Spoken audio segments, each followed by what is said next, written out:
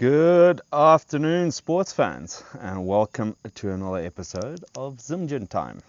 I am at the lovely mushroom farm eco lodge thing, just on the west side, or no, on the east side of Nika National Park. I didn't go into the national park this time, but yeah, so staying on the outside and then kind of making a dash, mainly because the entrance to Nika is on the other side, so it's on the west side, and the roads are very bad, and with the timings I've got, I'm just not going to make it. So, cracking another bottle. Again, big thanks to Small Town Gins and Zimjin for this. I'm really enjoying it. It's a really nice way to relax after the day. So today I think I traveled for about 7 hours. I drove for about 7 hours down some very bad roads, eventually getting a little bit better, but we'll get into that. So I'll get my drink going and then we can have a chat. I hope you're all doing well on this Friday afternoon. I believe it's raining in most places, in Africa at least. So cheers. Happy Zimjin time. Mother's milk. Last time I was recording in Liwonde, in a hide with elephants all around me, which was pretty fantastic actually. From Liwonde I headed up to Monkey Bay to a guy called Ralph Henderson.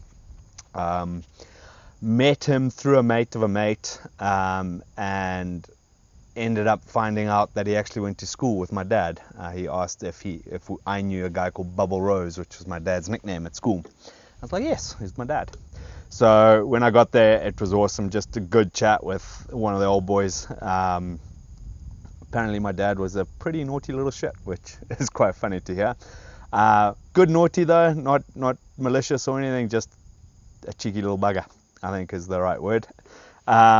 So yeah, stayed with him. It was awesome because he's got a croc farm there, so he took me around, kind of the basic outside of the croc farm, showing me around.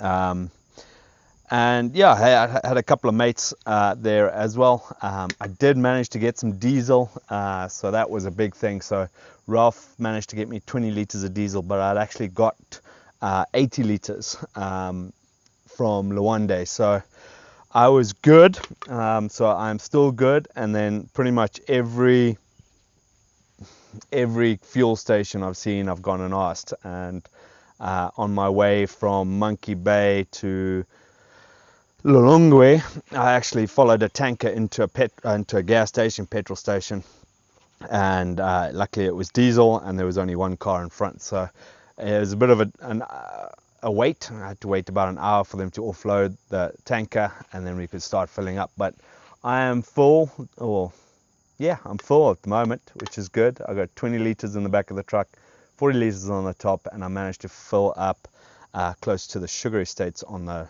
northern side of Malawi, which has been pretty good. So from it, it's been a bit of a trip. Like, I think I stayed with Ralph, managed to get to watch the rugby. Well, I tried to watch the rugby, actually fell asleep halfway through the South African game, which I was a little bit sad about, but watched it the next day. But I watched the Scotland game. There's another game we watched, the Wales game, and then I just crashed out 10:30 at night. It was way past my bedtime, especially when I'm on the road. And then headed up to Monkey Bay. So he was just outside Monkey Bay, so went up into Monkey Bay, then all the way up through to a place called Otter's Point. So Otter's Point.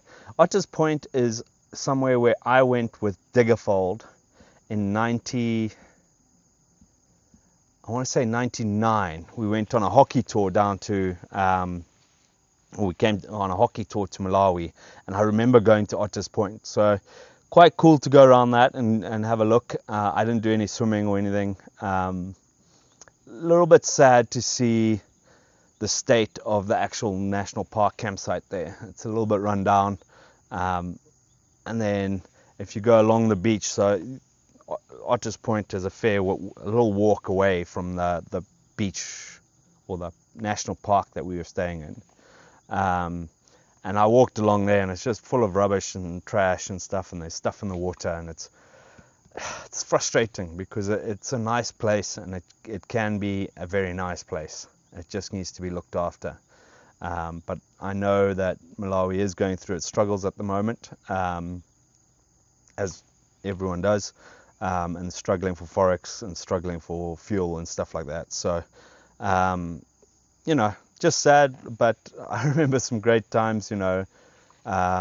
Gordon Botha was our headmaster who took us, and just so many memories of that kind of trip.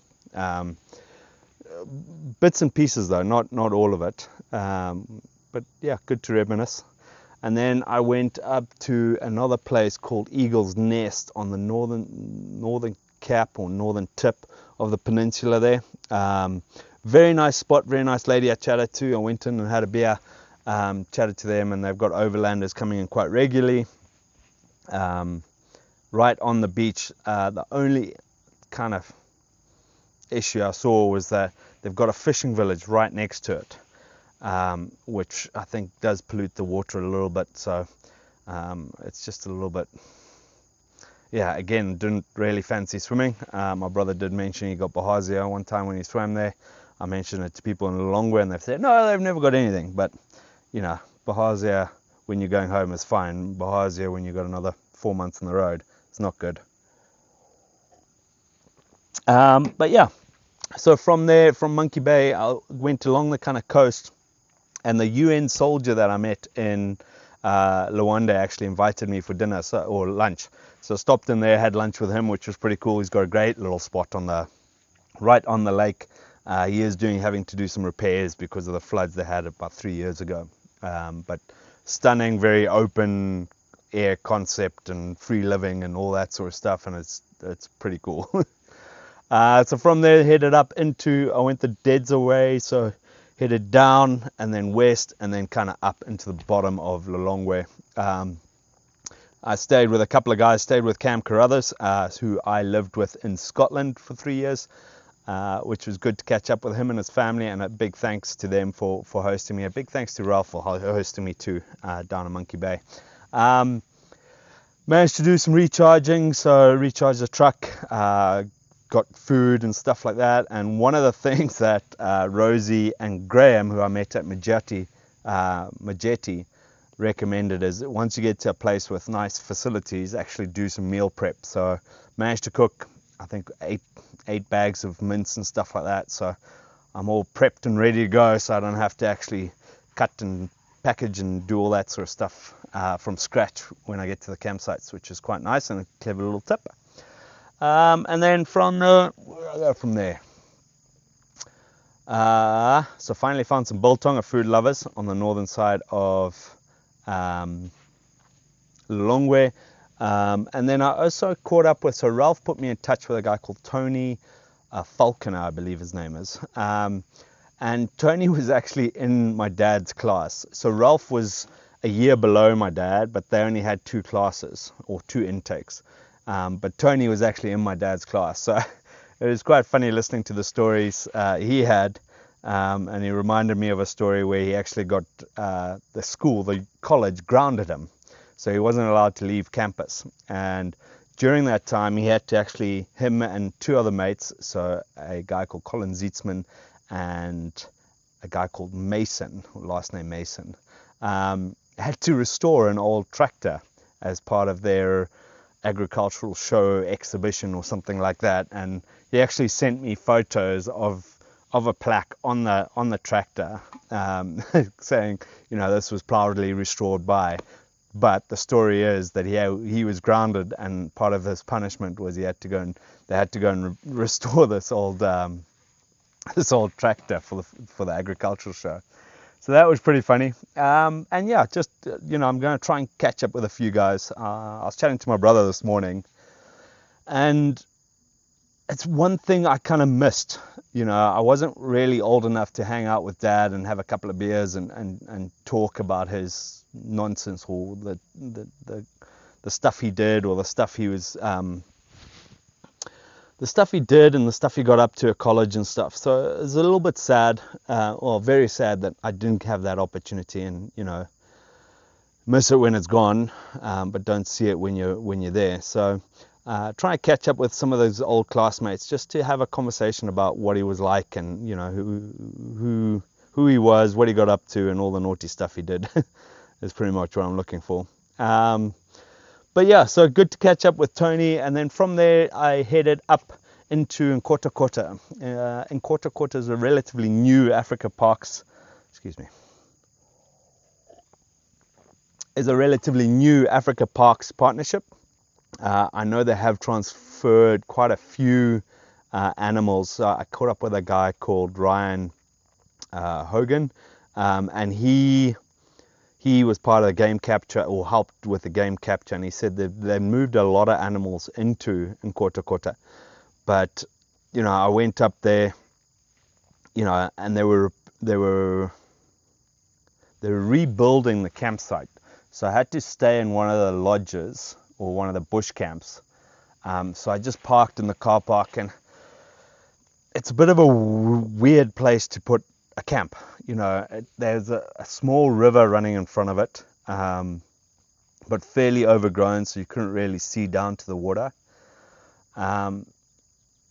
Yeah, so it's just a bit weird. And then from there, I spent the night there, but during the day I arrived, I went and sat in one of the hides, and the hides get burnt down by poachers and by villagers who are not happy about what's happening in the park, being fenced off now and all that. So they keep burning down the hides.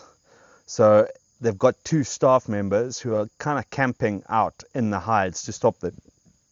But they had a little fire going, so the smell was everywhere, and I sat on that for 3 hours. The next day I went to another hide, sat on that one for 3 hours, and I think I saw a water buck.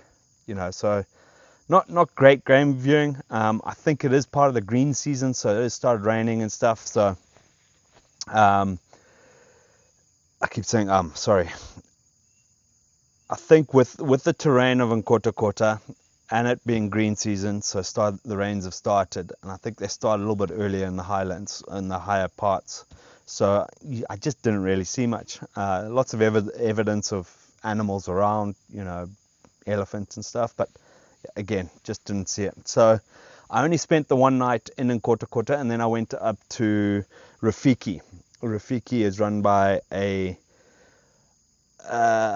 couple that have been there for about 30 years or so, and managed to sit down and have a drink with them, and go through a little bit of what I'm doing and where I'm going.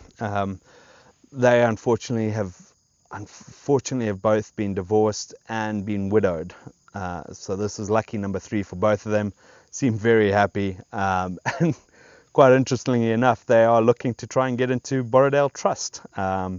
So that's their kind of next step, which is pretty funny, because Mum and John live right there at Borrowdale Trust and are fairly heavily involved, so I'll put in a good word for them. And then this morning kind of got up fairly early and then headed up the road. It's about a 7-hour drive today up into the mountains. So I'm at Mushroom Farm tonight, and then I'm going to go down and actually stay on the lake tomorrow night. And then from there, going to do that big push to Maemba, I think it's called, in Tanzania. So again, tomorrow should be fairly chilled. Hopefully get a chance to watch the rugby somewhere. If not, I'll have a couple of beers on the beach, on the Malawi beach. And then, big push for Tanzania, and then stay in Mabea. And then from Mabea head up and go and meet up with a guy called BJ White. So that's the plan for the next couple of days. Very excited to get into Tanzania. My brother kind of put a positive spin on it and was like, well, after all this trouble, there may be a good opportunity. Well, people have probably cancelled, so you'll probably be the only one in the campsites, so you should be good. So that's a very positive way of looking at things. And yeah, listen, looking forward to it. And I just wanted to give a big shout out to all the guys who have helped me along the trip. A lot of people messaging me, a lot of people sending messages, a lot of people messaging me and putting me in comms with different people in and around different places. You know, and the communities are fairly small, so I do know there's, you know, people talk to each other and everything. So I really appreciate all those guys who have helped me out with contacts, with places to go, people to see, places to stay. So thank you to all of those guys. And I think that's about it, guys. I do have the video of the rig. It is going out tomorrow. I don't want to flood it today. And then I'll also put out the little map with the little 4x4 driving around and show you what I've done so far since I left Tet, because I don't think I've done one since then. But anyway, guys, I hope you have a fantastic Friday. Stay safe this weekend. Enjoy responsibly. Happy Zimjin time, guys. Have a good weekend. Bye.